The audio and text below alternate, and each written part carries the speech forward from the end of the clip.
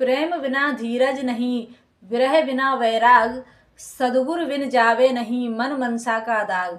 जब तक हमारे हृदय में प्रेम नहीं है तब तक हमारे जीवन में धैर्य नहीं आ सकता, और जब तक जीवन में विरह की व्याकुलता नहीं है तब तक वैराग्य नहीं आ सकता, क्योंकि प्रेम से ही वैराग्य प्रकट होता है। जब हम प्रभु के प्रति प्रेम करेंगे तो उस प्रेम में विरह होकर के जब व्याकुल हो जाएंगे, व्याकुल होकर के जब प्रभु को पुकारेंगे तो वैराग्य भी हमारे जीवन में आएगा और प्रभु भी हमारे समक्ष प्रकट हो जाएंगे, क्योंकि प्रेम ही प्रतीक्षा कराता है। क्योंकि प्रतीक्षा मतलब धैर्य। जब तक यदि आप प्रेम करते हो प्रभु से तो आप प्रतीक्षा भी कर सकते हो, क्योंकि प्रतीक्षा ही प्रेम है।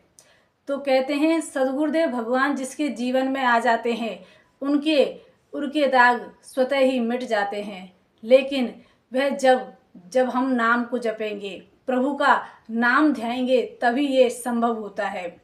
मन के दाग प्रभु के भक्त के आते ही, संत के आते ही, सद्गुरुदेव भगवान के जीवन में आते ही हमारे मन के दाग मिटने लगते हैं, और प्रभु का नाम लेते लेते जब हम पवित्र होते हैं तो प्रभु की भक्ति हमारे हृदय में विराजित होती है और हम आनंदित हो जाते हैं।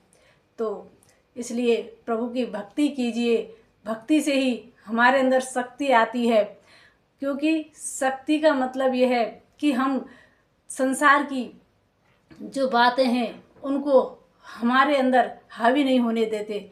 कई लोग कहते हैं कि अरे अभी से भक्ति करते हैं, अभी तो खेलने खाने के दिन हैं, क्योंकि भक्ति के मार्ग में जब आप जाओगे तो सभी व्यक्ति टांग खींचने लगते हैं कि अरे अभी से भक्ति क्या करना, अभी तो पूरा जीवन बचा है, बुढ़ापे में भक्ति करना। लेकिन बुढ़ापे में भक्ति हम क्या करेंगे? अरे बुढ़ापे में हम अपने आप को नहीं संभाल सकते तो हम भक्ति क्या करेंगे?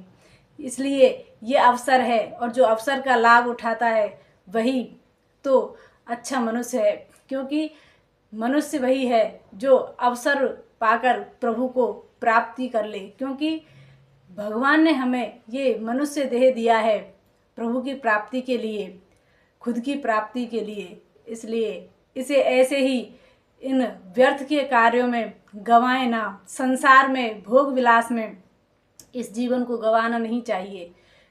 प्रभु ने ये मनुष्य देह दिया है तो हमें प्रभु के समक्ष बैठकर उन्हें पुकारना चाहिए, ताकि हमारा ये जीवन सफल हो जाए। जय श्री कृष्ण।